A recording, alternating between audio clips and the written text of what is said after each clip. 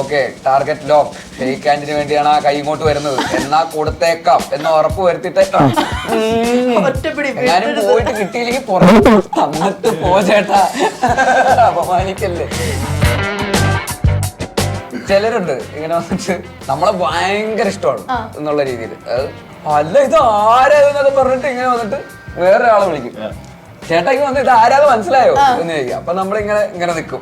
അപ്പൊ പുള്ളി ഇതിങ്ങനെ പിന്നെ ഒരു 15 സെക്കൻഡ് ഉണ്ട്, പുള്ളിക്ക് മനസ്സിലായതും ഇല്ല, നമ്മളിങ്ങനെ പണ്ടരെ പോലെ ഇങ്ങനെ നിൽക്കണം. ഇതേപോലെ ഒരു സദസ്സിലിരിക്കുമ്പോ കൈ കൊടുക്കുന്നതിന് മുമ്പ് ജസ്റ്റ് ഒന്ന് മനസ്സ് പതറാറുണ്ടോ ചേട്ടാ? ഉണ്ട്. ഇപ്പൊ എല്ലാരും ഇത് നോക്കിയിരിക്കുകയാണ്. ഇപ്പൊ കിട്ടുന്ന ക്യാമറയൊക്കെ ഒരാൾക്ക് മാത്രം ഫോക്കസ് ചെയ്ത് വെച്ചിരിക്കുന്നത്. എന്റെ സ്റ്റാൻഡ് എന്താന്നുള്ളത് അത് എനിക്കറിയാം, ഞാൻ അതിൽ ക്ലിയർ ആണ്, എനിക്കിതിൽ ക്ലാരിറ്റി ഉണ്ട്, എന്റെ ഫാമിലിക്ക് അറിയാം, അത്രേ ഉള്ളൂ. അതിന് കൂടുതൽ ഞാൻ വേറെ ആരെയും ബോധിപ്പിക്കേണ്ട ആവശ്യമില്ല. എങ്ങനെ ഈ കറക്റ്റ് ആയിട്ട് എല്ലാ കമന്റ് ബോക്സിലും ടൊവിനോ ചേട്ടനും ബേസിലേട്ടനും ഒരുപോലെ എത്തുന്നത്? ഒന്ന് എലിസബത്ത്, പിന്നെ ടൊവിനോ ഉണ്ട് ഒബ്വിയസ്ലി, പിന്നെ സമീർക്ക ഉണ്ട്. പപ്പ എപ്പോഴും ഇങ്ങനെയാണോ, ഭയങ്കര വൈബാണോ? ഇപ്പൊ കഴിഞ്ഞ ആഴ്ച വയനാട്ടില് കടുവ ഇറങ്ങിയായിരുന്നു. അപ്പൊ ഇന്നലെ അച്ഛൻ ഗ്രൂപ്പിൽ, ഫാമിലി ഗ്രൂപ്പിൽ പോസ്റ്റ് ഇട്ടിട്ടുണ്ട്. ഒരു മറ്റേ തായ്ലൻഡിൽ പോയിട്ട് ഒരു കടുവ, മറ്റേ പ്രതിമയില്ലേ, കടുവയുടെ പ്രതിമ, അതിന്റെ തോളത്തിങ്ങനെ കയറ്റിട്ട് മറ്റേ ടീഷർട്ടൊക്കെ ഇട്ട് ട്രൗസറൊക്കെ ഇട്ടിട്ട് കടുവേനെ പിടിച്ചു ഗൈസ് എന്നൊക്കെ പറഞ്ഞു. പിള്ളേരെ കിട്ടിക്കഴിഞ്ഞാൽ അതുങ്ങളുടെ ഷൂസ് എടുത്തോണ്ട് പോവുക എന്നൊക്കെ പറഞ്ഞു അങ്ങനെ കളിപ്പിച്ചോണ്ടിരിക്കുക. നിങ്ങളെയൊക്കെ കൊച്ചുകുട്ടിയാ പുള്ളി, അത് ആൾക്കാരത് ഏറ്റെടുക്കുന്നു. ഇപ്പം നമ്മുടെ മിനിസ്റ്റർ വരെ എല്ലാരും ആ ഒരു ഓളത്തിൽ അതിനെ എടുക്കുന്നു. ഞങ്ങളുടെ മനയിലേക്ക് സ്വാഗതം. എൻ്റെ ഡിസ്ട്രിക്റ്റ് കൊല്ലമാണ്. കൊല്ലംകാരെ കുറിച്ചിട്ട് പൊതുവേ നമ്മളിപ്പോൾ ട്രോൾസിലൊക്കെ വരുമ്പോഴത്തേക്ക് കൊല്ലംകാർ മറ്റേ പെട്ടെന്ന് ദേഷ്യപ്പെടുന്നവരാണ്, അങ്ങനത്തെ ഒരു ഇമേജാണ്. എങ്ങനെ തോന്നി കൊല്ലം ലൈക്ക് ഒരു കൊല്ലം റിലേറ്റഡ് ആയിട്ടുള്ള മൂവി ചെയ്തപ്പോഴത്തേക്ക് അതൊരു ശരിയായിട്ടാണോ തോന്നിയത്? എനിക്ക് അങ്ങനെ തോന്നുന്നു. നമ്മള് അപ്പൊ തന്നെ പറയും, നമ്മുടെ ടോൺ ഇങ്ങനെയാണ്, സ്ട്രേറ്റ് ഫോർവേഡ് ആണ്. അത്രേ ഉള്ളൂ. നമുക്കൊക്കെ കൊല്ലത്തൊക്കെ ഉള്ള ഒരുപാട് ഫ്രണ്ട്സ് ഒക്കെ ഇന്ന ആ ഏരിയയിൽ നിന്ന് ആയതുകൊണ്ട് അവൻ ഇങ്ങനെ അങ്ങനെ ഒന്നും ഒരിക്കലും തോന്നിയിട്ടില്ല. അല്ലെങ്കിൽ അങ്ങനെ അങ്ങനെ തോന്നിയിട്ടില്ല. ഞങ്ങൾ ഷൂട്ട് ചെയ്യുന്ന സമയത്ത് നല്ല സഹകരണങ്ങളായിരുന്നു. ഞങ്ങൾ പറഞ്ഞില്ല, ഞങ്ങൾ ഷൂട്ട് ചെയ്യുന്ന സമയത്ത് കായലിന്റെ അടുത്തൊക്കെ ആണെങ്കിൽ അവിടെ കുറച്ച് പിള്ളേര് നമുക്ക് പരിചയമുള്ള ഒരു സുഹൃത്തുക്കളൊക്കെ പോയിട്ട് ഒരു കായലിൽ പോയി കക്കയൊക്കെ മുങ്ങിയെടുത്ത് അത് അവരുടെ രീതിയിൽ പ്രിപ്പയർ ചെയ്ത് ഞങ്ങൾക്ക് കൊണ്ടുവന്ന് കഴിക്കുന്നു. അങ്ങനെ രീതിയിലുള്ള ഒരു ബന്ധമൊക്കെ ഉള്ള നാട്ടുകാർ ഭയങ്കര സപ്പോർട്ടായിട്ടുള്ള ഷൂട്ടും എല്ലാം കഴിഞ്ഞതല്ലേ. അപ്പൊ ആളുകളുടെ ഒരു ഭയങ്കര ജെന്യുവിനാണ് ആളുകൾ എന്നുള്ളതാണ്. അതായിരിക്കും ചിലപ്പോൾ അവര് ചില കാര്യങ്ങൾ സംസാരിക്കുന്നത് ഭയങ്കര മറയില്ലാതെ സംസാരിക്കും. അതായിരിക്കും ചിലവർക്ക് ചിലപ്പോൾ ഭയങ്കര വിഷമമാവുന്നത് ഇങ്ങനെയൊക്കെ പറയുന്നത് ചിലപ്പോൾ അതായിരിക്കും. ആ ഒരു ഷുഗർ കോട്ട് ചെയ്യാൻ അറിയില്ലായിരിക്കും അല്ലേ, അങ്ങനത്തെ ഒരു ആയിരിക്കാം. ഓരോരുത്തരുടെ രീതികൾ അങ്ങനെ ആയിരിക്കുമല്ലോ, ഓരോ സ്ഥലത്തും അങ്ങനെ പല പല രീതികളുണ്ട്. നമ്മളതിനെ മനസ്സിലാക്കാന്നുള്ളത് മാത്രമേ ഉള്ളൂ. ഇതിപ്പം ഇന്ദുഗോപൻ സാറിന്റെ നോവലിൽ നിന്ന് വന്നൊരു മൂവിയാണല്ലോ. അപ്പോൾ പേജിലുള്ള ഒരു ക്യാരക്ടറിനെയാണ് നമ്മളിപ്പോൾ സ്ക്രീനിലേക്ക് കൊണ്ടുവരുന്നത്. അപ്പോൾ ശരിക്കും ആ പേജിൽ റിട്ടേൺ ചെയ്ത അതേ ഷെയ്ഡ്സ് ആണോ ക്യാരക്ടറിന്, അതോ കുറച്ചുകൂടെ ബിൽഡപ്സ് ഉണ്ടോ? അതിനൊക്കെ നീതി പുലർത്താനുള്ള ശ്രമം നടത്തിയിട്ടുണ്ട്. മാക്സിമം ബുക്കുമായിട്ട് തന്നെ ഒത്തുപോകാനുള്ള ശ്രമങ്ങൾ നടത്തിയിട്ടുണ്ട്. ഡയലോഗ്സ് ഒക്കെ ബുക്കിലുള്ളതൊക്കെ തന്നെ സ്ക്രിപ്റ്റിലേക്ക് എത്താനുള്ള ശ്രമങ്ങൾ നടത്തിയിട്ടുണ്ട്. എന്നാൽ പോലും ബുക്ക് സിനിമയാകുമ്പോൾ അതിൻ്റെതായിട്ടുള്ള വ്യത്യാസങ്ങൾ ഉണ്ടായിട്ടില്ലെങ്കിൽ ബുക്ക് വായിക്കുന്ന പോലെയല്ല ഒരു സിനിമ തിയേറ്ററിൽ ഇരുട്ടുമുറിയിൽ ആൾക്കാർ ഒരുമിച്ച് കൂടി ഒന്ന് എൻജോയ് ചെയ്യുന്നത്. ബുക്ക് നമ്മൾ ഒറ്റയ്ക്കിരുന്ന് നമ്മുടെ ഒരു പ്രൈവറ്റ് ആയിട്ടുള്ള ഒരു സ്പേസിൽ നമ്മൾ തന്നെ കാണുന്ന വിഷ്വൽസും ക്യാരക്ടേഴ്സൊക്കെയാണല്ലോ ഒരു ബുക്കിൻ്റെ ഒരു വേൾഡ് എന്ന് പറയുന്നത്. അപ്പോൾ അതിന് അതിൻ്റേതായിട്ടുള്ള ലിബർട്ടി ഉണ്ട്, സിനിമയ്ക്ക് സിനിമയുടേതായിട്ടുള്ള ചില ലിബർട്ടീസ് ഉണ്ട്. അപ്പോൾ രണ്ട് രീതിയിലാണ് അപ്രോച്ച് ചെയ്യേണ്ടത്. അപ്പോൾ അതുകൊണ്ട് ഇതിൻ്റെ സ്ക്രീൻ പ്ലേ ആക്കിയ സമയത്ത് അതിനെ സിനിമയ്ക്ക് വേണ്ടിയിട്ട് ഇതിനൊന്ന് മാറ്റിയിട്ടുണ്ട്. ബുക്ക് സഞ്ചരിച്ച വഴികളിൽ നിന്നൊക്കെ ഇച്ചിരി മാറിയിട്ടാണ് സിനിമയിലേക്ക് സഞ്ചരിച്ചിട്ടുള്ളത്. പക്ഷെ എന്നാൽ പോലും ബുക്കിലെ ആ ഒരു സോള് മെയിൻറ്റെയിൻ ചെയ്യാനും ക്യാരക്ടേഴ്സിൻ്റെയൊക്കെ ആ ഒരു ഡീറ്റെയിലിങ്ങുകളും അവരുടെ ചില ഡയലോഗ്സ്, ഈ ബുക്ക് പ്രത്യേകിച്ച് ഭയങ്കര പോപ്പുലർ ആയത് ഇതിലെ കുറേ ഡയലോഗ്സിൻ്റെ പേരിലാണ്. ചില ഡയലോഗ്സൊക്കെ ഭയങ്കര കൾട്ട് ഡയലോഗ്സുകളുണ്ട് ഈ ബുക്കിൽ. അത് കുറേ അത് വായിച്ചിട്ടുള്ളവർക്ക് ഒരുപാട് ഡിസ്കസ് ചെയ്യപ്പെട്ടുള്ള ഡയലോഗ്സാണ്. അതൊക്കെ മാക്സിമം മെയിൻറ്റെയിൻ ചെയ്യാനൊക്കെ നമ്മൾ ശ്രമിച്ചിട്ടുണ്ട്. ചിലതൊക്കെ കട്ടായി പോയിട്ടുണ്ട്, ചിലത് ആഡായിട്ടുണ്ട്. എന്നാൽ പോലും ബുക്കിൻ്റെ ക്വാളിറ്റി മെയിൻറ്റെയിൻ ചെയ്യാൻ പരമാവധി ശ്രമിച്ചിട്ടുണ്ട്. അത് GR ഇന്ദുഗോപൻ ചേട്ടൻ്റെ ബുക്കുകൾക്കൊക്കെ ഭയങ്കരമായിട്ടുള്ള കൾട്ട് ഫാൻ ഫോളോയിങ് ഉള്ളതാണ്. ഏറ്റവും ഭയങ്കര പോപ്പുലാരിറ്റി ഉള്ള ഒരു റൈറ്ററാണ്. ഡെപ്ത് ഉള്ള സ്റ്റോറീസ് ആണ്, ഭയങ്കര ഒറിജിനൽ ആയിട്ടുള്ള സ്റ്റോറീസ് ആണ്. നമ്മുടെ നാട്ടിലൊക്കെ ഇങ്ങനെയൊക്കെ കഥകളുണ്ടോ എന്ന് നമുക്ക് തോന്നുന്ന തരത്തിലുള്ള സ്റ്റോറീസ് ആണ്. ഇപ്പോൾ ഈ കഥ ഞാൻ ഇങ്ങനെ ഒരു കൾച്ചർ ഉള്ളതോ ഇങ്ങനത്തെ ഒരു ഇതുള്ളതോ ഞാൻ മുമ്പ് കേട്ടിട്ടില്ല. ആ ബുക്ക് വായിക്കുമ്പോഴാണ് ഇങ്ങനെ ഒരു വേൾഡും ഇങ്ങനെ കുറേ ആൾക്കാരും അവർക്ക് ഇങ്ങനത്തെ കുറച്ച് സിസ്റ്റവും ഒക്കെ ഉണ്ടെന്നൊക്കെ ഉള്ള കാര്യം ഞാൻ മനസ്സിലാക്കുന്നത്. അപ്പോൾ അതുപോലത്തെ കഥകൾ എഴുതുന്ന ഒരാളാണ് ജ്യോതിഷേട്ടൻ, ഐ മീൻ ഇന്ദുഭവൻ ചേട്ടൻ. അപ്പോൾ അദ്ദേഹത്തിൻ്റെ ആ ഒരു ഒറിജിനാലിറ്റിയെ മാക്സിമം നമ്മൾ മെയിൻറ്റെയിൻ ചെയ്യാൻ ശ്രമിച്ചിട്ടുണ്ട് സിനിമയിൽ. ഇതിപ്പോൾ ഒരു നോവൽ നമ്മളൊരു സിനിമയാക്കിയതാണ്. ബേസിലായിട്ട് ഒരുപാട് കഥാപാത്രങ്ങൾ ചെയ്തിട്ടുണ്ട്. അതിൽ ഒരു നമുക്കൊരു കാർട്ടൂൺ ക്യാരക്ടർ ആക്കാൻ പറ്റും. അതുപോലെ ഒരു ഡ്രോയിങ് ഒക്കെ കൊടുത്ത് കണ്ടിന്യൂസ് നമുക്കിങ്ങനെ കഥകൾ കൊണ്ടുവരാൻ പറ്റുമെന്ന് തോന്നിയിട്ടുള്ള ഏതെങ്കിലും ക്യാരക്ടർ ഉണ്ടോ ചെയ്ത കൂട്ടത്തിൽ? അങ്ങനെ നമുക്ക് വർക്കൗട്ട് ആക്കാൻ പറ്റിയ ഏതെങ്കിലും ക്യാരക്ടർ ഉണ്ടോ? ജോയ്മോൻ അങ്ങനെ ജാനമൻ ജോയ്മോൻ അങ്ങനെ ഒരു സാധ്യത ഉണ്ടെന്ന് എനിക്ക് തോന്നുന്നു. ജോയ്മോന്റെ മൊത്തത്തിലുള്ള ഒരു കളിയൊക്കെ വെച്ചിട്ട് ജോയ്മോൻ ആ സാധ്യത ഉണ്ടെന്ന് തോന്നുന്നു. പിന്നെ ഏറ്റവും കൂടുതൽ സാധ്യത ഉള്ളത് ഇതാ ഇവിടെ അംബാനിരിക്കും. അംബാനാണ് അതിന്റെ അംബാനെ കുറെ പേര് നമ്മുടെ വിക്രമനുമായിട്ട് ചെയ്യുന്ന സമയത്ത് ഉണ്ടായിരുന്നു വിക്രമൻ സ്റ്റൈലിൽ ഒരു ടൈപ്പ് ബനിയനൊക്കെ പിടിക്കാം മീശ. പക്ഷെ അത് കറക്റ്റ് ഡയറക്റ്റ് കിട്ടുമെന്ന് ആൾക്കാർക്ക് അറിയാൻ പാടില്ല. നമ്മളങ്ങനെ പിടിച്ച് പക്ഷെ ചെയ്തു വന്നപ്പോ കറക്റ്റ് പിള്ളേർക്ക് വലിയ കൃതാവ്, വലിയ മീശ, സ്ട്രൈപ്പ് പരിപാടി. നമ്മുടെ ട്രെയിലറിനകത്തും മറ്റേ ഫസ്റ്റ് ഷോട്ടിൽ അതേപോലത്തെ ഒരു ബനിയനാണല്ലോ ഇട്ടേക്കുന്നത്, സ്ട്രൈപ്സ് ഉള്ളൊരു ബനിയൻ അല്ലേ?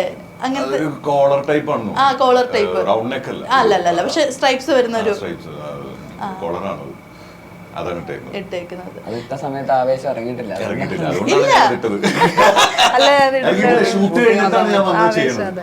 അപ്പൊ ഞാൻ അവിടെ വന്നിട്ട് എനിക്ക് ഭയങ്കര ചാലഞ്ചിങ് ആയിരുന്നു. ഞാൻ അവിടെ വേറൊരു ക്യാരക്ടർ ചെയ്ത് വന്നിട്ട് എനിക്ക് മാത്രമേ അറിയുള്ളൂ ഞാൻ ഇങ്ങനെയാണ് അവിടെ ചെയ്ത് വെച്ചേക്കണെന്ന്. കാരണം ഇപ്പൊ അവിടെ ആർക്കും അറിയില്ല, ജ്യോതിഷേനും അറിയില്ല, ആർക്കും അറിയില്ല എന്താണ് പരിപാടി എന്നുള്ളത്. അവിടെ വന്നിട്ട് ഞാൻ എനിക്ക് ഇത് പിടിക്കണം എന്നുള്ളത് പടർന്നുമ്പോൾ എല്ലാവരും മനസ്സിലാക്കുമെന്ന് വിചാരിച്ചിട്ടാണ്.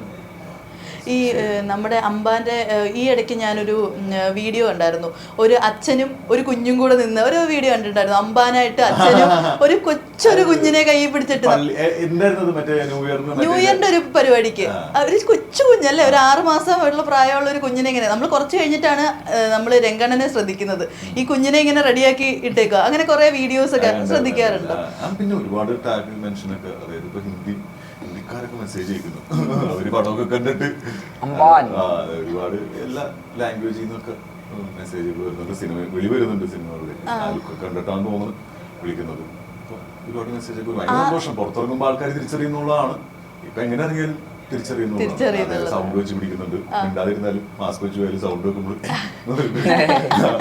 കുഞ്ഞു പിള്ളേര് വീട്ടിൽ വരുന്ന കാണാൻ, കുഞ്ഞു കുട്ടികൾ ചെറിയ 5, 3, 4 പഠിക്കുന്ന പിള്ളേര് സൈക്കിളൊക്കെ ചവിട്ടി വീട്ടിൽ വരും. ഭയങ്കര സന്തോഷം. അവരൊക്കെ തിരിച്ചറിയുന്നതിൽ വലിയ കാര്യം. കുട്ടി ഫാൻസ് ആണോ കൂടുതലും? കുട്ടി ഫാൻസ് ആണ്.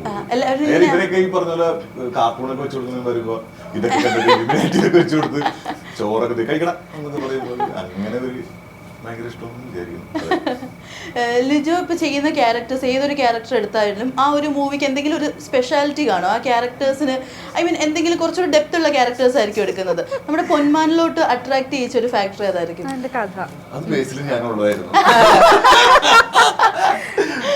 അല്ല, ഞാൻ കഥ കേൾക്കാൻ വരുമ്പോ ബേസിലും നീ ഉണ്ടെന്നൊന്നും എനിക്കറിയില്ല. കഥക്ക് കഴിഞ്ഞിട്ട് അതൊക്കെ സീരിയസ് ആയിട്ട് എടുത്ത് ഇല്ല, ഞാനങ്ങനെ എടുക്കുന്ന എല്ലാ സിനിമകൾക്കും എന്തെങ്കിലും പെക്യുലാരിറ്റി ഉണ്ട് എന്ന് അങ്ങനെ വിചാരിച്ചിട്ടോ അങ്ങനത്തെ കഥകൾ മാത്രം ചൂസ് ചെയ്യുമെന്നല്ല കേട്ടോ. എനിക്ക് വരുന്നതിൽ നിന്ന് ബെറ്റർ എന്ന് തോന്നുന്ന, അല്ലെങ്കിൽ പെർഫോമൻസിനായാലും അല്ലെങ്കിൽ കഥ അത്രയും നല്ലതാണോ എന്ന് ഞാൻ നോക്കാറുള്ളൂ. അല്ലാണ്ട് ഞാൻ ചെയ്യുന്ന എല്ലാ സിനിമകൾക്കും ഇങ്ങനെ എന്തെങ്കിലും പ്രത്യേകതകൾ കാണണമെന്ന് വിചാരിക്കില്ല. ഇപ്പം പൊന്മാനിലെ ക്യാരക്ടർ ആയാലും, അല്ല പൊന്മാനെ കുറിച്ച് പറയാനാണെങ്കിലും അതിൻ്റെ കഥയാണ് ഇതിൻ്റെ ഒരു സ്ട്രെങ്ത്. ഈ മൂവിയുടെ സ്ട്രെങ്ത് എന്ന് പറയുന്നത് കഥ. കുറേ കാലങ്ങൾക്ക് ശേഷം കഥയുള്ളൊരു സിനിമ എന്ന് വേണമെങ്കിൽ പൊന്മാനെ കുറിച്ച് പറയാം. അതുകൊണ്ട് ഈ കഥ കേട്ടപ്പോൾ എനിക്ക് വളരെ ഇഷ്ടപ്പെട്ടു. പിന്നെ ഈ പറഞ്ഞ പോലെ, ഞാൻ മുന്നേ പറഞ്ഞ പോലെ തന്നെ ഇതിലെ ക്യാരക്ടേഴ്സിനൊക്കെയും പല പല ലേയേഴ്സുള്ള ക്യാരക്ടേഴ്സാണ്. പിന്നെ ഈ പറഞ്ഞ പോലെ ടീം, ഇത് ജ്യോതിഷേട്ടനാണ് ഡയറക്ടർ. അപ്പോൾ ആദ്യമായിട്ട് ജ്യോതിഷേട്ടൻ ആ ഡയറക്ഷനിൽ നിന്ന് ഡെബ്യൂ ഡയറക്ടറായിട്ട് വരുന്ന ഒരു പടമാണ്. പിന്നെ വേണമെങ്കിൽ ഇവരുടെ പേര് ഇരിക്കട്ടെ കൂട്ടത്തിൽ. എന്റെ അടുത്ത് പറയുമ്പോ ബേസിൽ ലിജോ ഒക്കെ ഉണ്ടായിരുന്നു. അപ്പൊ എനിക്ക് നോക്കുമ്പോൾ ടീം എല്ലാം അവിടെ നിന്നപ്പോഴേക്കും അങ്ങനെ ഒരു ഇതുണ്ടായിരുന്നു. ടെക്നീഷ്യന്മാരും എല്ലാവരും വന്നപ്പോഴേക്കും ഇങ്ങനെയായിട്ട് നമുക്ക് ഇത്രയും നല്ലൊരു ടീമിന്റെ കൂടെ വർക്ക് ചെയ്യാൻ പറ്റാന്ന് പറയുന്നതും ഒരു സന്തോഷമാണ്, സന്തോഷമായിട്ടുള്ള കാര്യമാണ്. ഞാൻ കഴിഞ്ഞ ദിവസം ഇതേപോലെ ചേട്ടൻ്റെ ഒരു ഇൻസ്റ്റഗ്രാം പോസ്റ്റ് കണ്ടു, ഹാപ്പി ബർത്ത്ഡേ വൈബ് തന്താ വൈബ് ഭാര്യ എന്ന് പറഞ്ഞിട്ട്. അപ്പോൾ അപ്പോഴാണ് എനിക്ക് മനസ്സിലായത് ബേസിലേട്ടൻ എവിടെ നിന്നാണ് ഇത്ര എനർജി കിട്ടുന്നതെന്ന്. ഒരു മുതലയുടെ വായൊക്കെ തുറന്നു പിടിച്ചത്. പപ്പ എപ്പോഴും ഇങ്ങനെയാണോ, ഭയങ്കര വൈബാണോ? പിന്നെ ഇപ്പൊ കഴിഞ്ഞ ആഴ്ച വയനാട്ടില് കടുവ ഇറങ്ങിയായിരുന്നു. അപ്പൊ ഇന്നലെ അച്ഛൻ മറ്റേ ഗ്രൂപ്പിൽ ഫാമിലി ഗ്രൂപ്പിൽ പോസ്റ്റ് ഇട്ടിട്ടുണ്ട്. ഒരു മറ്റേ തായ്ലൻഡിൽ പോയിട്ട് ഒരു കടുവ മറ്റേ പ്രതിമയില്ലേ, കടുവയുടെ പ്രതിമ, അതിന്റെ തോളത്തിങ്ങനെ കയറ്റിട്ട് മറ്റേ ടീഷർട്ടൊക്കെ ഇട്ട് ട്രൗസറൊക്കെ ഇട്ടിട്ട് കടുവേനെ പിടിച്ചു ഗൈസ് എന്നൊക്കെ പറഞ്ഞു ഫോട്ടോ പ്രതിമയുടെ മുമ്പിൽ ഇങ്ങനെ കൂളിംഗ് ഗ്ലാസ് ഒക്കെ ഇട്ട് നിൽക്കുക. ഞാൻ രക്ഷോട്ടാണ്. ഞാൻ അവിടെ നിന്ന് മറ്റേ വയനാട് പടത്തിന്റെ ഷൂട്ടിലായിരുന്നല്ല, ദുരൂഹ സാഹചര്യം എന്ന് പറഞ്ഞ അവിടെ ഞാൻ ഷൂട്ട് കഴിഞ്ഞ് പോന്നപ്പോഴേക്കും കടുവ ഇറങ്ങി. അവിടെ പ്രശ്നമാണ് മൊത്തം. തോൽപ്പെട്ടി, തിരുനെല്ലി ആ ഏരിയ അവിടെയൊക്കെ ഷൂട്ട് നടന്നുകൊണ്ട് ഭയങ്കര. ഇപ്പൊ നമ്മുടെ വീടിനടുത്തും അവിടെ തൃശ്ശിലേരി അടുത്തും ഈ കഴിഞ്ഞ ദിവസം കടുവ ഇറങ്ങിയത് തൃശ്ശിലേരി. എൻ്റെ ഹസ്ബൻഡിൻ്റെ വീട് വയനാടാണ്, മാനന്തവാടി. അപ്പോൾ അവിടെയാണ് തൃശ്ശിലേരി. അപ്പോൾ അവിടെയാണ് ഈ കഴിഞ്ഞ ദിവസം ഒരു സ്ത്രീയെ കടുവ പിടിച്ചില്ലേ, അവിടെ നമ്മുടെ കടുവേനെ പിടിച്ചു എന്ന് പറഞ്ഞിട്ട് പോസ്റ്റ് ഫോട്ടോ പിടിച്ച് കിട്ടി കിട്ടി കിട്ടി. മൃഗങ്ങളെയൊക്കെ കാണുമ്പോ ഒരു പ്രത്യേക ഒരു അഗ്രഷനാണല്ലോ, മുതലയുടെ വാ വലിച്ചു കീറുക. ഒരോളം ഭയങ്കര തമാശയാണ് പുള്ളി. അങ്ങനെ ഈ പറയുന്ന ഫ്രണ്ട് സർക്കിളിലൊക്കെ ഇങ്ങനെ ഗ്രൂപ്പൊക്കെ ആയിട്ട് ട്രാവലൊക്കെ ചെയ്യും. അവരവരുടേതായിട്ടുള്ള ഒരു ലോകത്ത് ജീവിക്കുന്ന ആൾക്കാരാണ്, ഭയങ്കര എൻജോയ് ചെയ്യുന്ന ആൾക്കാരാണ്. അച്ഛനും അമ്മയൊക്കെ ആണെങ്കിൽ അവര് അങ്ങനെ സ്വന്തമായിട്ട് വെറുതെ ഇരിക്കാറില്ല, എപ്പോഴും എന്തെങ്കിലുമൊക്കെ ട്രാവൽ ചെയ്യുക, പറയണ പോലെ അവിടെ തമാശകളൊക്കെ ചെയ്യുക, ആൾക്കാരെ ചിരിപ്പിക്കുകയൊക്കെയാണ് ഉദ്ദേശം. അല്ലാതെ ഇപ്പൊ കടുവേനെ തോളത്ത് കഴിച്ചു എല്ലാരും കൂടെ ഉള്ളവരെയൊക്കെ എന്റർടൈനറാണ് ബേസിക്കലി. നിങ്ങളുടെ പള്ളിയിലച്ഛനാണ്. അത് പള്ളിയിലച്ഛൻ അത്രയും എന്താ വൈബായിട്ടുള്ള പള്ളിയിലച്ഛൻ, വൈബ് പള്ളിയിലച്ഛൻ. നിങ്ങളുടെ ഫാമിലി ഗ്രൂപ്പിൽ ഈ പറയുന്ന പോലെ എല്ലാവരും എന്റർടൈൻ ആക്കുന്ന ഒരു മേജർ പാർട്ടായിരിക്കും അല്ലേ പപ്പ? ആണാണ്. ഈ പറയുന്ന പോലെ ഫാമിലി പരിപാടികൾ ഫംഗ്ഷനുകൾക്കൊക്കെ ഏറ്റവും മുമ്പിലും അച്ഛനും കൂടെ ആയതുകൊണ്ട് എല്ലാത്തിനും നടുക്ക് നിൽക്കുന്ന ആളും കൂടെ ആണ്. എന്നാൽ ഈ പറയുന്ന പോലെ ഗ്രൂപ്പായിട്ട് ട്രിപ്പുകൾ പ്ലാൻ ചെയ്യുക, നമുക്ക് അവിടെ പോവാം ഇവിടെ പോവാം, അല്ലെങ്കിൽ ഒരു വീട്ടിൽ വെറുതെ ഒരു ദിവസം വന്നാൽ നമുക്ക് അങ്ങോട്ട് പോയാലോ എന്നൊക്കെ പറഞ്ഞ് ട്രാവൽ ചെയ്യുക. എല്ലായിടത്തും ഈ പറയണ പോലെ പിള്ളേരൊക്കെ ആയിട്ട് പിള്ളേരെ കിട്ടിക്കഴിഞ്ഞാൽ അതുങ്ങളുടെ ഷൂസ് എടുത്തോണ്ട് പോവുക എന്നൊക്കെ പറഞ്ഞ പോലത്തെ അങ്ങനെ കളിപ്പിച്ചോണ്ടിരിക്കുക. നിങ്ങളെയൊക്കെ കൊച്ചുകുട്ടിയാണ്. വൈഫിന്റെയും ഫാദറിന്റെയും ബർത്ത്ഡേ ഒരേ ദിവസമാണല്ലോ അല്ലെ? അപ്പം ലൈക്ക് ഒരേ ദിവസം ജനിക്കുമ്പോൾ സെയിം സോഡിയാക് സൈൻ അങ്ങനെ. അപ്പൊ ഇവർക്ക് രണ്ടാൾക്കും എന്തെങ്കിലും കോമൺ ക്യാരക്ടേഴ്സ് എന്തെങ്കിലും ഉണ്ടോ, സ്വഭാവങ്ങൾ അങ്ങനെ എന്തെങ്കിലും റിലേറ്റ് ചെയ്യാൻ പറ്റുന്നതായിട്ടുണ്ടോ? ഇല്ല, ഇവർ രണ്ടുപേരും രണ്ട് ടൈപ്പ് ആൾക്കാർ തന്നെയാണ്. എലിസബത്ത് വേറൊരാളാണ്. പക്ഷെ രണ്ടുപേരും ഭയങ്കര വൈബാ. ആക്ച്വലി രണ്ടുപേരുടെയും കോമ്പിനേഷൻ അവര് തമ്മിൽ ഭയങ്കര രസമാണ്. തമാശയൊക്കെ പറഞ്ഞു. ഞാൻ അച്ഛൻ്റെ അടുത്ത് അങ്ങനെ ഭയങ്കര തമാശയൊന്നും പറയാറില്ല. ഞങ്ങള് ഓക്കെ വിളിക്കാന്നൊക്കെ പറഞ്ഞത്. പക്ഷെ ഇവര് തമ്മിൽ ഭയങ്കര എല്ലാ ദിവസവും മോളൊക്കെ ആയിട്ട് വീഡിയോ കോളൊക്കെ ചെയ്ത് അവര് കോമഡിയൊക്കെ പറഞ്ഞുകൊണ്ട് ചെയ്യുന്ന കാണാറുണ്ട്. ഈ ആമക്കളും അച്ഛന്മാരും തമ്മിൽ ഒരു ഏജ് കഴിഞ്ഞ് കഴിഞ്ഞാൽ സംസാരിക്കാൻ ഇത്തിരി ബുദ്ധിമുട്ടാവും എന്ന് ഞാൻ ഇങ്ങനെ കുറേ പേരുടെ നമ്മൾ കമന്റ്സ് ഒക്കെ വായിക്കുമ്പോൾ അതെന്താ അങ്ങനെ ഒരു ഗ്യാപ്പ് വരുന്നത് എന്തുകൊണ്ടായിരിക്കും? തോന്നിയെന്ന് വെച്ച് കഴിഞ്ഞാൽ ആദ്യമൊക്കെ ഇവര് ഭയങ്കര നമ്മള് അവര് പറയുന്ന അനുസരിച്ചിട്ടായിരിക്കും കാര്യങ്ങളൊക്കെ ചെയ്യുന്നത്. ഇതൊരു 18 വയസ്സാവുന്ന ഒരു +2 ഒക്കെ വരെ എനിക്ക് തോന്നുന്നത് എൻ്റെ വീട്ടില് ഞാൻ അവരുടെ അച്ഛൻ പറഞ്ഞനുസരിച്ചിട്ടാണ് ഇന്ന സമയത്തൊക്കെ പോലെ നേരത്തെ കയറുന്ന പരിപാടി അങ്ങനെയൊക്കെ ഉണ്ടല്ലോ. അത് കഴിഞ്ഞിട്ട് നമ്മളിതിൽ ബ്രേക്ക് ചെയ്യുന്നൊരു സമയം വരുമല്ലോ. ഒരു 18 വയസ്സ് കഴിയുമ്പോഴേ നമ്മൾ ലേറ്റ് ആയിട്ട് വരുന്നു. പിന്നീട് നമ്മുടെ സ്വന്തം ഇഷ്ടങ്ങൾക്കനുസരിച്ച് ഓരോ കാര്യങ്ങൾ ചെയ്യുമ്പോഴേക്കും എനിക്ക് തോന്നുന്നു അതായിരിക്കും ചിലപ്പോൾ ഒരു ഗ്യാപ്പ് വരുന്നത് തോന്നുന്നുണ്ട്. കാരണം അവർക്ക് ഇനി ഒന്നും പറയാൻ പറ്റില്ല. ഇനി അവൻ്റെ ഇഷ്ടത്തിന് നോക്കട്ടെ, എനിക്ക് തോന്നുന്നത് അങ്ങനെ ആയിരിക്കും. എൻ്റെ വീട്ടിൽ ഇപ്പൊ ഭയങ്കര മിനിമലായിട്ടൊക്കെ ആയിരിക്കും, പക്ഷെ ഞങ്ങൾ സംസാരിക്കാറുണ്ട്. പക്ഷെ നേരത്തെ അത്ര ടോക്കിൽ ഇപ്പൊ ഓൾറെഡി ഇപ്പൊ വീട്ടിൽ പോയിട്ട് തന്നെ കുറെ നാളായി. ശരിയാണ്, ഇച്ചിരി തിരക്കൊക്കെ ആയതുകൊണ്ട് വിളിക്കും, ഫോണിൽ വിളിക്കും. ലിജു ആരായിട്ടാ കൂടുതൽ അടുപ്പം, അച്ഛനായിട്ടാണോ അമ്മയായിട്ടാണോ? എൻ്റെ അച്ഛൻ ചെറുപ്പത്തിലേ മരിച്ചു പോയത്. അതുകൊണ്ട് എനിക്ക് അച്ഛനുമായിട്ടൊരു വന്നിട്ടില്ല, എനിക്കറിയേയില്ല അച്ഛൻ എന്ന് പറഞ്ഞാൽ. പിന്നെ അതുകൊണ്ട് ഞാൻ അമ്മയോടും അങ്ങനെ ഭയങ്കര അറ്റാച്ച്ഡ് ഒന്നുമല്ല. എൻ്റെ വല്യമ്മച്ചോടായിരുന്നു ഞാൻ കുറച്ചുകൂടി അറ്റാച്ച്ഡ് ആയിട്ട്. ഞാനാണെങ്കിൽ കഴിഞ്ഞ ഒരു ഫുൾ ഇൻ്റർവ്യൂ ആയിട്ടല്ല, അതിൻ്റെ റീൽ പോർഷൻ കണ്ടായിരുന്നു. ഇൻ്റർവ്യൂ വേറെ, റീൽ പോർഷൻ്റെ കമൻസാണ്. അപ്പോൾ ഹെറിൻ്റെ ഇൻ്റർവ്യൂവിൻ്റെ സമയത്ത് ലിജോ ഇങ്ങനെ പറയുന്നുണ്ടായിരുന്നു, എനിക്കിങ്ങനെ കല്യാണം കഴിഞ്ഞു, പക്ഷേ എനിക്കിങ്ങനെ കുട്ടികൾ അങ്ങനത്തെ ഒരു ഡ്രീംസ് ഇല്ലായിരുന്നു. അപ്പോൾ അതിൻ്റെ കമൻസ് നോക്കിയപ്പോൾ പോസിറ്റീവ് കമൻസും ഉണ്ട്, അതേപോലെ തന്നെ നെഗറ്റീവ് കമൻസും ഉണ്ട്. അപ്പോൾ നമ്മുടെ ഇത്തരം പെർസ്പെക്റ്റീവിനോട് ആളുകൾ എങ്ങനെയാണ് നോക്കിക്കാണുന്നത്? ആ കമൻസ് ഒക്കെ വായിച്ചിരുന്നോ? ഇല്ല, ഞാൻ അവിടെ എൻ്റെ ഒരു സ്റ്റേറ്റ്മെന്റ് പറഞ്ഞു. അതിനെപ്പറ്റി ആളുകൾ എന്ത് പറയുന്നു എന്നുള്ളതിനെ കുറിച്ച് ഞാൻ ബോധപ്പെടേണ്ട ആവശ്യമില്ലല്ലോ. ഞാനും അത് പറഞ്ഞത് തന്നെ അതിൽ ഐശ്വര്യ എന്താ പറഞ്ഞു, കുട്ടിക്കാലം തൊട്ടേ പെൺകുട്ടികൾക്കുള്ള ഒരു ഡ്രീമാണ് കല്യാണം കഴിച്ച് കുട്ടികളായിട്ട് ജീവിക്കുന്നത്. അപ്പം ഞാൻ പറഞ്ഞു എനിക്ക് അങ്ങനെ ഒരു ഡ്രീം ഉണ്ടായിട്ടില്ല. കല്യാണം കഴിഞ്ഞ് കുട്ടികളായി താമസിക്കുക എന്നുള്ളത് അങ്ങനെ ഒരു ഡ്രീം എനിക്ക് ഉണ്ടായിട്ടേ ഇല്ല. ഓക്കെ, ഒരു പോയിന്റ് കഴിയുമ്പോൾ എനിക്കൊരു കമ്പാനിയൻഷിപ്പ്, എനിക്കൊരു കൂടെ ഒരാൾ വേണമെന്ന് തോന്നുമ്പോൾ ഞാൻ കല്യാണം കഴിക്കും. പക്ഷേ അതുകൊണ്ട് എനിക്ക് ഇമ്മീഡിയറ്റ്ലി എനിക്ക് കുട്ടികളാവണം എന്നില്ല. അതിന് ഞാൻ മെൻ്റലി ഫിസിക്കലി പ്രിപ്പയർഡ് ആകുമ്പോൾ, ഞാൻ അതിന് റെഡി ആകുമ്പോഴാണ് ഞാൻ കുട്ടിയെക്കുറിച്ച് ചിന്തിക്കുക. അത്രയും ഞാൻ ഉദ്ദേശിച്ചത്. കുറെ പേര് കുട്ടികളെ ഇഷ്ടമില്ലാന്ന് പറയാത് അതെന്ത് പറയുന്നു എന്നുള്ളത് ഞാൻ കാര്യമാക്കണ്ട. എൻ്റെ സ്റ്റാൻഡ് എന്താന്നുള്ളത് അത് എനിക്കറിയാം. ഞാൻ അതിൽ ക്ലിയർ ആണ്, എനിക്കതിൽ ക്ലാരിറ്റി ഉണ്ട്, എൻ്റെ ഫാമിലിക്ക് അറിയാം. അത്രേ ഉള്ളൂ. അതിൽ കൂടുതൽ ഞാൻ വേറെ ആരെയും ബോധിപ്പിക്കേണ്ട ആവശ്യമില്ല. ബേസിലേട്ട് എങ്ങനെ ഈ കറക്റ്റായിട്ട് എല്ലാ കമന്റ് ബോക്സിലും ടോവിനോ ചേട്ടനും ബേസിലേട്ടനും ഒരുപോലെ എത്തുന്നത്? നിങ്ങൾ അങ്ങോട്ടും ഇങ്ങോട്ടും ഈ റീൽസ് ഒക്കെ ഷെയർ ചെയ്യാറുണ്ടോ? പിന്നെ ഞങ്ങൾ മാത്രമല്ല, എല്ലാവരും അയച്ചു തരാറുണ്ട്. ഞങ്ങൾ അങ്ങോട്ട് അയച്ചു കൊടുക്കാറുണ്ട്. ഇപ്പൊ വാട്സാപ്പിൽ മുമ്പ് നമ്മൾ ഫോർവേഡുകൾ അയക്കുന്നത് പോലെയാണല്ലോ ഇപ്പൊ ഇൻസ്റ്റയിൽ റീല് ഷെയർ ചെയ്യുന്നത്. ഇപ്പൊ വാട്സാപ്പിൽ ഫോർവേഡ് അയക്കുന്നൊന്നും ഇല്ലല്ലോ, ഫോർവേഡ്സ് ഇല്ല വാട്സാപ്പിൽ. ഏതെങ്കിലും ഗ്രൂപ്പുകളിലൊക്കെ ഗുഡ് മോർണിംഗ് ഒക്കെ ആരെങ്കിലും ഫാമിലി ഗ്രൂപ്പിലൊക്കെ ഇന്റർവ്യൂല് പറഞ്ഞിട്ടുണ്ടായിരുന്നു ഇതേപോലെ ഇപ്പൊ ഈസി ആയിട്ട് നമുക്ക് കോണ്ടാക്ട് നിലനിർത്താൻ പറ്റുന്നത്. നമ്മള് ഒരു നല്ലത് കണ്ടു കഴിഞ്ഞാൽ അപ്പൊ തന്നെ ആ ഒരു ഗ്രൂപ്പ് ഓഫ് ആൾക്കാർക്കൊക്കെ എല്ലാവർക്കും അയക്കും, അവരിങ്ങോട്ട് അയക്കും. അങ്ങനെ നമ്മൾ അന്നേരം എന്തെങ്കിലും പറയാനുണ്ടെങ്കിൽ അന്നേരം വോയിസ് മെസ്സേജോ അല്ലെങ്കിൽ ടെക്സ്റ്റ് ആയിട്ടോ എന്തെങ്കിലുമൊക്കെ അയക്കും. അല്ലാതെ അപ്പോൾ അങ്ങനെ വരുന്ന സമയത്ത് ഇതൊക്കെ എത്താറുണ്ട്, ഇങ്ങനത്തെ വീഡിയോസ് ഒക്കെ. ഷെയർ ലിസ്റ്റിൽ ആദ്യത്തെ 3 പേരാരൊക്കെയാ? ഒന്ന് എലിസബത്ത്, പിന്നെ ടൊബീനോ ഉണ്ട് ഒബ്വിയസ്ലി, പിന്നെ സമീർക്കുണ്ട്, സമീർ തായർ, സൗബിക്കുണ്ട്.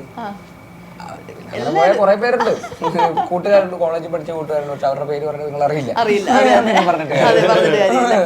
ഈ ഒരു നിങ്ങളുടെ ഒരു യൂണിവേഴ്സ് എന്ന് പറയുമ്പോഴത്തേക്ക് അത് നിർത്താതെ കണ്ടിന്യൂസ് ആയിട്ട് പൊക്കോണ്ടിരിക്കുകയാണല്ലോ. എല്ലാവരും അതിലോട്ട് മറ്റേ മെമ്പർഷിപ്പ് എടുത്തെടുത്ത് വരുവാണല്ലോ. എല്ലാവരും മറ്റേ സൽസശാപം പോലെയാണ് ഈ ഒരു പറഞ്ഞ ശാപം. ഇതൊക്കെ ഫുൾ ഇതൊക്കെ എൻജോയ് ചെയ്യാറുണ്ടോ? ഇതൊക്കെ ഒരു രസമല്ലേ, അത് ആർക്കും ഉപദ്രവം ഇല്ലാത്തൊരു കാര്യമല്ലേ. അപ്പൊ അത് ആൾക്കാരത് ഏറ്റെടുക്കും. ഇപ്പൊ നമ്മുടെ മിനിസ്റ്റർ വരെ എല്ലാരും ആ ഒരു ഓളത്തിൽ അതിനെടുക്കുന്നു. ഞങ്ങളുടെ മനയിലേക്ക് സ്വാഗതം. യൂണിവേഴ്സിന് പേരിട്ട് വിളിക്കും. അതെ അതെ, TBU, പുതിയ യൂണിവേഴ്സ്. എല്ലാരും അങ്ങനെ ടെൻഷനൊക്കെ അടിച്ചിരിക്കുന്ന ഇതിൽ ഇങ്ങനത്തെ തമാശകളൊക്കെ ആൾക്കാർക്ക് കിട്ടുന്ന. ഇത് തമാശ ആരും ഉപദ്രവിക്കുന്നില്ല, ഇതിൽ ആരും ഒരു പ്രശ്നവും. റൊണാൾഡോ വരെ ഉണ്ടെന്നാ യൂണിവേഴ്സിൽ കണ്ടിരുന്നു, അതുവരെ എടുത്തിട്ട് ഇട്ടിട്ടുണ്ടായിരുന്നു. രോഹിത് ശർമ്മ ഉണ്ടായിരുന്നു ഈ അടുത്ത്, സച്ചിനും രോഹിത് ശർമ്മയും മുംബൈ ഇന്ത്യൻസിന്റെ ഒരു പോസ്റ്റ്. അങ്ങനെ കുറെ പേരുണ്ട്, നമ്മൾ വലിയ ആൾക്കാരൊക്കെ ഉണ്ട്, നമ്മൾ വിചാരിക്കാത്ത ആളുകള്. ഇപ്പൊ ശരിക്കും പറഞ്ഞാൽ ഇതേപോലെ ഒരു സദസ്സിലിരിക്കുമ്പോ കൈ കൊടുക്കുന്നതിന് മുമ്പ് ജസ്റ്റ് ഒന്ന് മനസ്സ് പതറാറുണ്ടോ ചേട്ടാ? ഉണ്ട്. ഇപ്പൊ എല്ലാരും ഇത് നോക്കിയിരിക്കുകയാണ്. ഇപ്പൊ കിട്ടും. ക്യാമറ ഒക്കെ ഒരാൾക്ക് മാത്രം ഫോക്കസ് ചെയ്ത് വെച്ചിരിക്കുന്നത്. ഇപ്പൊ വൈഡൊന്നും അല്ല വെക്കുന്നത്, നേരെ ടെലിയിട്ട് ഇത് അവനെ തന്നെ പിടിച്ചോ, നീ ഇവനെ പിടിച്ചോ, നീ ഇവനെ പിടിച്ചോ, എന്ത് കിട്ടിയാലും എടുത്തോണം എന്നുള്ള രീതിയിലിരിക്കുന്നത്. അതുകൊണ്ട് പിന്നെ വരുന്നവർക്കാണെങ്കിലും, ഇന്നലെ ഞാൻ ഒരു പരിപാടിക്ക് പോയപ്പോ ഒരു പയ്യൻ ക്യാമറ ആയിട്ട് വന്നു, ചേട്ടാ ഒരു ഷെയ്ക്കാൻ്റെ വരും, ഇങ്ങനെ മൊബൈൽ ഇവിടെ പിടിച്ചിട്ട് ഇങ്ങനെ വരുന്നത്, ഒരു ഷെയ്ക്കാൻ്റെ വരും. ഞാൻ ഇങ്ങനെ ഷെയ്ക്കാൻ്റെ കൊടുക്കുക, നീ അത് കയ്യെങ്ങാനും വലിച്ചാൽ ഞാൻ വീണ്ടും വീണു, പക്ഷെ ഞാൻ തന്നെ വീണ്ടും കയറും, കൈ തരുമല്ലോ എന്ന് എനിക്ക് എന്തോ ഉറപ്പ്. അപ്പൊ എല്ലാരും ഇപ്പൊ അങ്ങനെയാണ്. ഇപ്പൊ അത് അപ്പൊ അതുകൊണ്ട് അത് തരാൻ വരുന്നവരും ഇത് നോക്കിയിരിക്കുന്നവരും ഒക്കെ ഇതിപ്പോ കിട്ടും കിട്ടും ഓക്കെ ടാർഗറ്റ് ലോക്ക് ഷെയ്ക്ക് ഹാൻഡിന് വേണ്ടിയാണ് ആ കൈ ഇങ്ങോട്ട് വരുന്നത് എന്നാ കൊടുത്തേക്കാം എന്ന് ഉറപ്പ് വരുത്തിട്ട് ഞാനും പോയിട്ട് കിട്ടിയില്ലെങ്കിൽ പുറത്ത് തന്നിട്ട് പോ ചേട്ടാ, അപമാനിക്കല്ലേ. നെസ്ലിനൊരു സ്റ്റേജിൽ കയറിയപ്പോ 2 കൈ കൊണ്ട് സൈക്കോളജിക്കൽ പോവായിരുന്നു. അത് നല്ലൊരു നമ്പർ ആയിരുന്നു. അതെ, ഒന്ന് പോയാൽ ഒന്ന് പിടിക്കാം.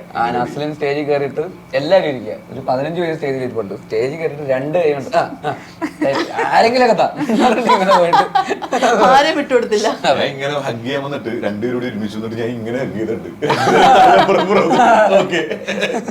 എന്തെങ്കിലും കിട്ടിയാ ബോഡി കോണ്ടാക്ട് ഇല്ലാതെ പോയാൽ പെട്ട്. ഇതേപോലെ എന്തെങ്കിലും കൈ കൊടുത്തിട്ട് ഇതേപോലെ ചമ്മിയിട്ടുണ്ടോ, സിറ്റുവേഷൻ ഉണ്ടായിട്ടുണ്ടോ? ഇല്ല. എനിക്കൊരു പണിയിട്ടുണ്ട്. ഇങ്ങനെ സിനിമയിലൊക്കെ ചെറിയൊരു ക്യാരക്ടറൊക്കെ ചെയ്തു വന്ന സമയത്ത് ലുലുവിൽ ഇങ്ങനെ താഴത്ത് പാർക്കിങ്ങിലോട്ട് പോവാണ്. ഞാൻ ഫ്രണ്ടിൽ കുറച്ച് ഇങ്ങനെ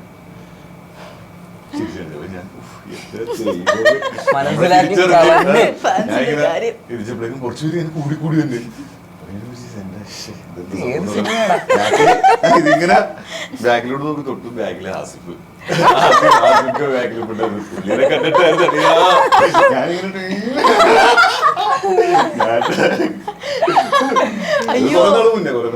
നിന്ന് നിപ്പിൽ അങ്ങ് താഴോട്ട് പോയാൽ മതി എന്ന് തോന്നിക്കാണോ? വീഡിയോ എടുക്കാത്തത് ഭാഗ്യം. ഇപ്പൊ നമ്മുടെ യൂണിവേഴ്സിറ്റി കയറിയാണ്. അതെ, എല്ലാവരെയും വെൽക്കം ചെയ്തോണ്ടിരിക്കുക ഇവിടെ. എല്ലാവരും വരട്ടെ, കോളം അങ്ങോട്ട് തികയട്ടെ.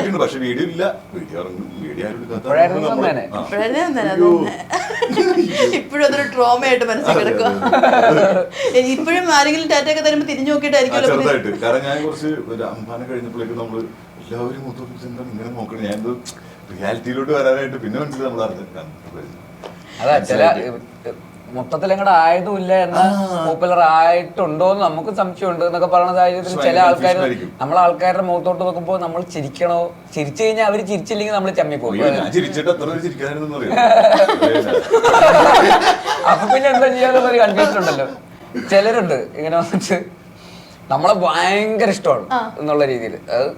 അപ്പോ അല്ല ഇത് ആരാന്നൊക്കെ പറഞ്ഞിട്ട് ഇങ്ങനെ വന്നിട്ട് വേറെ ആളെ വിളിക്കും. ചേട്ടാക്ക് വന്ന് ഇത് ആരാത് മനസ്സിലായോ എന്ന് ചോദിക്കും. അപ്പൊ നമ്മളിങ്ങനെ ഇങ്ങനെ നിൽക്കും. അപ്പൊ പുള്ളി ഇതിങ്ങനെ പിന്നെ ഒരു 15 സെക്കൻഡ് ഉണ്ട് പുള്ളിക്ക് മനസ്സിലായതുമില്ല.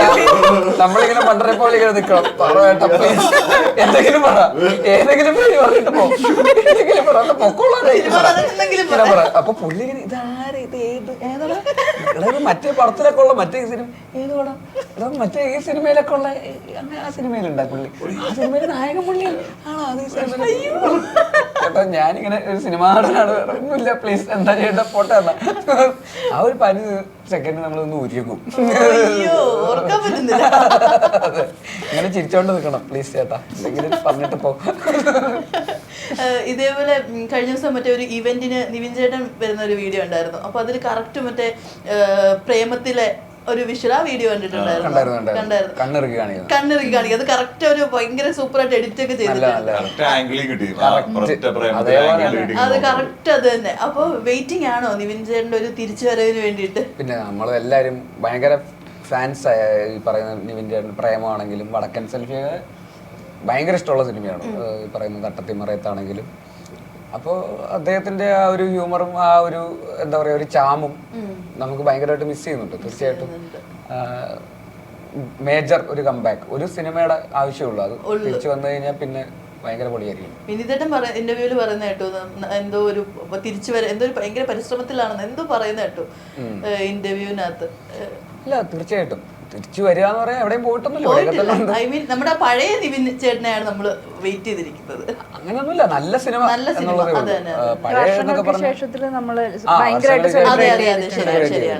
പഴയതെന്നൊന്നും പറയാൻ പറ്റില്ല. പഴയത് കൊണ്ടുവരാൻ പറയുന്നത് ഭയങ്കര പ്രഷറല്ലേ. ഇപ്പോഴത്തെ പ്രായത്തിൽ ഇപ്പോഴത്തെ ആ ഒരു നിവിൻ ചേട്ടനിൽ നിന്ന് നമുക്ക് എന്താണ് ഏറ്റവും ബെസ്റ്റ് കിട്ടാൻ പറ്റുന്നത് അത് കിട്ടുക എന്നുള്ളത് തന്നെയാണ്. അതിന് നമ്മൾ തീർച്ചയായിട്ടും എക്സ്പെക്ടിങ് തന്നെയാണ്. സുജിന് എന്തെങ്കിലും ഹിഡൻ ടാലൻസ് ഉണ്ടോ?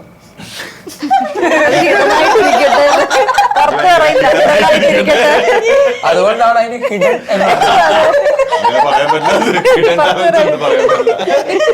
നിങ്ങളിതെങ്ങനെ അറിഞ്ഞു? നാളെ ഒരു സർപ്രൈസ് ടെസ്റ്റ് ഉണ്ടാവും. ലിസൺ എവരിവൺ, ടുമോറോ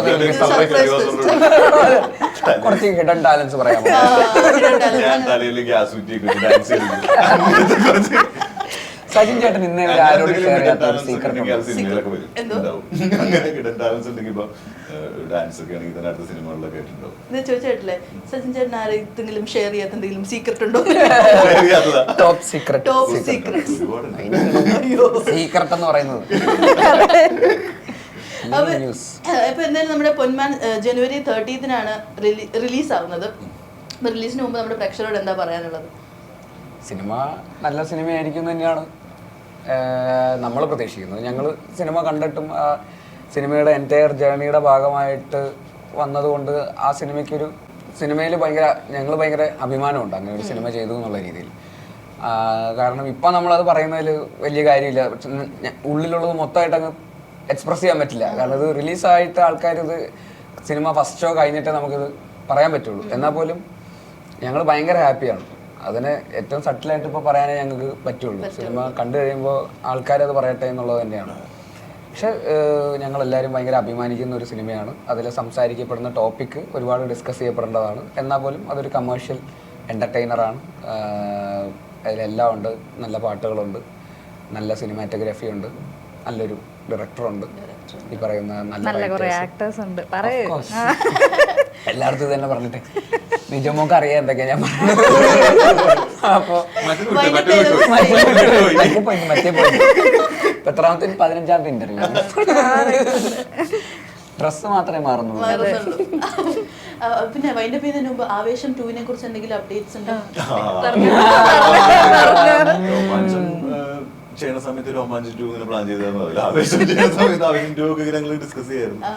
അപ്പൊ അതങ്ങനെ ഒരു കറക്റ്റ് ആയിട്ടൊരു ജെനുവിൻ പരിപാടികൾ വേണ്ടപ്പെട്ട ആളുകൾ ജിത്തുവാണെങ്കിലും ബാക്കി പ്രൊഡക്ഷൻ ആണെങ്കിലും അതൊക്കെ കറക്റ്റായിട്ട് അറിയിക്കും. ഉണ്ടാവുന്ന ഏറ്റവും കൂടുതൽ ആഗ്രഹിക്കുന്നത് ഞാനാണ്. പെട്ടെന്ന് ഉണ്ടാവട്ടെ ആഗ്രഹം പറഞ്ഞു. അപ്പൊ നമ്മളിങ്ങനെ ചെറിയ സമയത്തൊക്കെ ഷൂട്ട് ചെയ്യുന്ന സമയത്ത് പറഞ്ഞായിരുന്നു എത്രയും പെട്ടെന്ന് നമുക്ക് രോമാഞ്ചം 2 ഉണ്ടാവട്ടെ, ആവേശം 2 ഉണ്ടാവട്ടെ, എല്ലാം 2 ഉണ്ടാവട്ടെ, പൊന്മാൻ 2 ഉണ്ടാവട്ടെ. അപ്പൊ എന്തായാലും നമ്മുടെ സിനിമ ഒരു സക്സസ്ഫുൾ മൂവി ആവട്ടെ. All the best. Thank you.